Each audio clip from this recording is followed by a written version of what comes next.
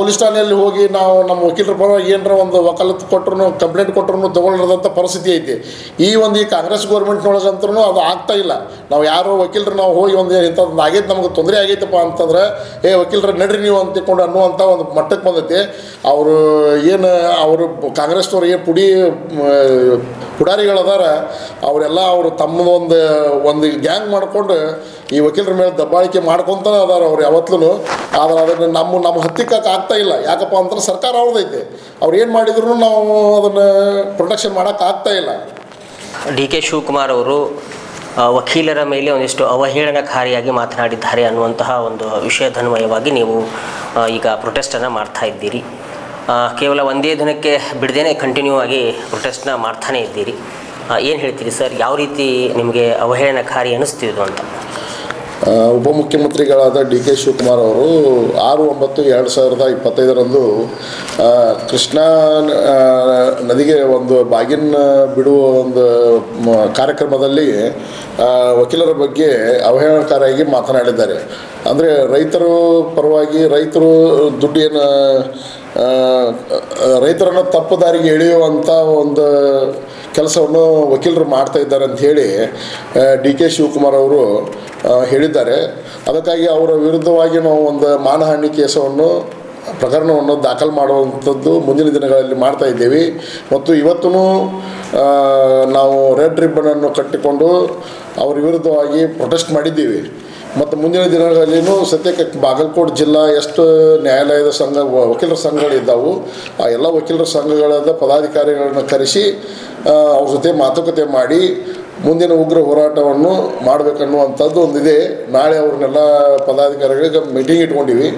ಅವರು ಹೋದ್ಮೇಲೆ ಅದು ಮುಂದಿನ ಕ್ರಮವನ್ನು ಕೈಗೊಳ್ತೀವಿ. ಮತ್ತು ಮೇಲಾಗಿ ನಿರಂತರವಾಗಿ ಅವರು ವಕೀಲರನ್ನ ಕ್ಷಮೆ ಕೇಳುವವರೆಗೂ ನಾವು ಅವ್ರ ವಿರುದ್ಧವಾಗಿ ಹೋರಾಟವನ್ನು ಮಾಡ್ತಾನೆ ಇರ್ತೀವಿ ನಾವು. ಸರಿ, ಬಾಗಲಕೋಟೆ ವಕೀಲರು ಮಾತ್ರ ಹೋರಾಟ ಮಾಡ್ತಾ ಇರೋದಾ ಅಥವಾ ಕರ್ನಾಟಕದಾದ್ಯಂತ? ಇಲ್ಲ, ಈ ಸದ್ಯಕ್ಕಂತೂ ನಾವು ಬಾಗಲಕೋಟೆ ಜಿಲ್ಲಾ ಮತ್ತು ಬಿಜಾಪುರ ಜಿಲ್ಲಾದವರು ಮಾಡ್ತಾ ಇದ್ದೀವಿ.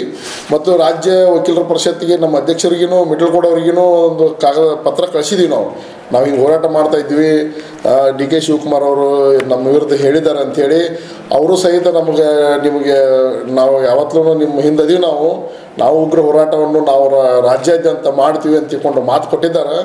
ಆದರೆ ಅದ್ರ ಬಗ್ಗೆ ಇನ್ನೂ ಅವ್ರು ಏನು ಪ್ರಕ್ರಿಯೆಯನ್ನು ಏನು ಮಾಡಿದ್ದಾರೆ ಅನ್ನೋದು ನಮ್ಗೆ ಗೊತ್ತಾಗಿಲ್ಲ. ಮುಂದಿನ ದಿನಗಳಲ್ಲಿ ಕಾದು ನೋಡ್ಬೇಕು ನಾವು.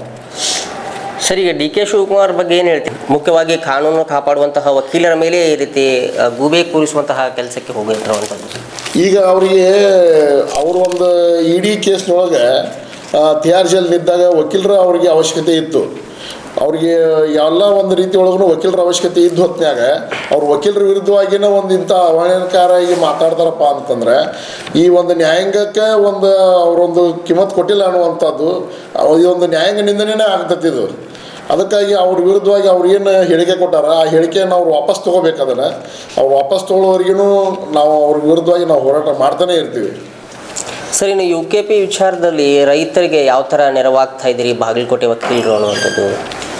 ಈಗ ಬಾಗಲಕೋಟೆದೊಳಗಪ್ಪ ಅಂತಂದ್ರೆ ಸಾಕಷ್ಟು ನೀರಾವರಿ ಕೃಷ್ಣಾ ಮೇಲ್ದಂಡೆ ಯೋಜನೆ ಸಲುವಾಗಿ ಸಾಕಷ್ಟು ಭೂಮಿಗಳು ಕಳ್ಕೊಂಡಾರ ಜನ ಎಲ್ಲ. ಆ ರೈತರಿಗೆಲ್ಲ ನಾವು ಈಗ ಮೊದಲಿಗೆಲ್ಲ ಸರ್ಕಾರದವ್ರು ನೀಡಿದ್ದು ಬರೀ ಒಂದು 2 ಲಕ್ಷ 3 ಲಕ್ಷ ಎಕರೆ ಕೊಟ್ಟಿದ್ದಾರೆ. ಈಗ ನಾವು ಹೆಚ್ಚುವರಿಯಾಗಿ ಅವರಿಗೆ ಒಂದು 2 ಕೋಟಿ ಹಿಂಗತೆ ಸರ್ಕಾರದಿಂದ ನಾವು ಕೋರ್ಟ್ಲಿಂದ ಆರ್ಡರ್ ಮಾಡಿಸಿ ಅವ್ರಿಗೆ ನೀಡ್ತಾ ಇದ್ದೀವಿ. ಈಗ ಅವರು ಡಿ ಕೆ ಶಿವಕುಮಾರ್ ಅವರು 1 ಎಕರೆಗೆ 23 ಕೋಟಿ 25 ಕೋಟಿ 30 ಕೋಟಿ ಅಂತ ಹೇಳ್ತಾರೆ. ಅದೆಲ್ಲ ಸುಳ್ಳು. ಅವ್ರೇನು ಹೇಳ್ತಿದಾರೋ ಅದೆಲ್ಲ ಕಟ್ಟುಕತೆ ಇದೆ. ಅವ್ರು ಬೇಕಾದ್ರೆ ಒಂದು ಆರ್ಡರ್ ಶೀಟ್ ತೆಗೆದು ನೋಡಲಿ ನಮ್ಮಲ್ಲಿದು ಏನಾಗೈತೆ ಅಂತೇಳಿ. ಅವ್ರು ಇನ್ನೂ ಒಂದು 10 ವರ್ಷ ಬಿಟ್ರಪ್ಪ ಅಂತಂದ್ರೆ ಅದು ಬಡ್ಡಿ ಸಮೇತ ಆಗ್ಬೇಕಪ್ಪ ಅಂದ್ರೆ 40 ಕೋಟಿನೂ ಆಗ್ಬೋದು. ಅವ್ರು ಹೀಗೆ ದಿನ ಬಿಡ್ತಾ ಇದ್ರಪ್ಪ ಅಂದ್ರೆ ಬಡ್ಡಿ ಆಗ್ತೈತೆ. ಆದರೆ ಎಕರೆಗೆ ಅಷ್ಟೆಲ್ಲ ಇಲ್ಲ. ನಾವು ಮತ್ತು ರೈತರ ಪರವಾಗಿ ಅದೀವಿ. ರೈತರಿಗೆ ಯಾವುದೇ ರೀತಿ ತೊಂದರೆ ಆಗ್ಲಾರ್ದಂಗೆ ನಾವು ನೋಡ್ಕೊಂಡು ಹೊಂಟೀವಿ. ಅವ್ರಿಗೆ ಏನು ಹೆಚ್ಚುವರಿಯಾಗಿ ಏನು ಸ್ವಾಧೀನಪಡಿಸ್ಕೊಂಡಂಥ ಅವ್ರ ಭೂಮಿಗೆ ನಾವು ಪರಿಹಾರ ನೀಡಿಸೋಲಾಗಿ ನಾವು ಬದ್ಧರಾಗಿದ್ದೀವಿ. ಸರಿ, UKP ವಿಚಾರ ಹೀಗೆ ಹಗ್ಗ ಜಗ್ಗಾಟ ಮುಂದುವರಿಯುತ್ತಾ ಹೇಗೆ ಅಂತ ಕೆಲವಷ್ಟು ಜನರ ಅಭಿಪ್ರಾಯ ಬಾಗಲಕೋಟೆಯಲ್ಲಿ ಏನಂತಂದರೆ ಇದು ಹೀಗೆ ನಡೀತಾ ಹೋಗುತ್ತೆ, ಆದರೆ ಪರಿಹಾರ ಘೋಷಣೆಯಾಗಿ ಉಳಿಯುತ್ತೆ ಅನ್ನುವಂಥದ್ದು ಇದೆ ಸರ್. ಇಲ್ಲ ಪರಿಹಾರ ಅಂತೂ ನಾವು ನಮ್ಮ ನ್ಯಾಯಾಲಯದಿಂದ ನಮ್ಮ ಕಡೆ ಅಂತ ವಕೀಲರ ಕಡೆ ಅಂತ ಏನು ಸಹಾಯ ಆಗ್ಬೇಕು ನಾವು ಅದನ್ನೆಲ್ಲ ಮಾಡಿಕೊಡ್ತಾ ಇದ್ದೀವಿ. ಆದ್ರೆ ಅದನ್ನ ಸರ್ಕಾರದವರು ತಾವು ಒಂದು ತಮ್ಮ ವಿಚಾರದಲ್ಲಿ ತಮ್ಮ ಒಂದು ಮಟ್ಟದಲ್ಲಿ ಅದನ್ನ ಪರಿಹಾರ ಮಾಡಿಕೊಡ್ಬೇಕು ಅವರು. ಈ ನಾವು ಕೋರ್ಟ್ಲಿಂದ ನಾವು ಏನು ಪರಿಹಾರ ಕೊಡಿಸ್ತೀವಿ ಅನ್ನೋದು ಅಷ್ಟೇ ಕರೆ ಅದು ಬರೀ ನಾವು ಕಾಗದದಾಗ ಆಗ್ಬಿಡ್ತದೆ. ಅವ್ರ ಮುಂದೆ ಅದನ್ನ ದುಡ್ಡು ತುಂಬೋದು ಮಾಡೋದು ಎಲ್ಲ ಅವರು ಸರ್ಕಾರದವ್ರು ಮಾಡ್ಬೇಕಾಗಿತ್ತು ಕೆಲಸ. ಅದು ಡಿ ಕೆ ಶಿವಕುಮಾರ್ ಅವರಾಗಲಿ ಇವತ್ತು ಸಿದ್ದರಾಮಯ್ಯ ಅವರಾಗಲಿ ಅವರೆಲ್ಲ ನೀರಾವರಿ ಒಂದು ಸಚಿವರದಾರ ಅವರು ಡಿ ಕೆ ಶಿವಕುಮಾರ್ ಅವರು ಅದನ್ನೆಲ್ಲ ಪರಿಹಾರ ಮಾಡ್ಕೋಬೇಕು. ಸುಖ ಸುಮ್ಮನೆ ವಕೀಲರ ವಿರುದ್ಧ ಏನಾದ್ರು ಮಾತಾಡ್ಕೊತ ಕುಂತ್ರೆ ಇದಲ್ಲ, ಅದು ಅವ್ರ ತಪ್ಪೈತೆ. ನಾವು ರೈತರ ಪರವಾಗಿನ ಯಾವತ್ತಲೂ ಅದೀವಿ, ಅವ್ರಿಗೇನು ಪರಿಹಾರ ಮಾಡಿಸ್ಕೊಡ್ತೀವಿ ನಾವು. ಸರ್, ನೀವು ವಕೀಲರ ಮೇಲೆ ರಾಜಕಾರಣಿಗಳು ಅಷ್ಟೇ ಅಲ್ಲದೆ ಬೇರೆ ಬೇರೆ ಪುಡಿ ರೌಡಿಗಳಿಂದ ದಾಳಿಗಳು ಆಗುವಂತಹ ಸಂಭವಗಳು ಹಿಂದೆ ಕೇಳಿ ಬಂದಿದ್ದು ಸರ್.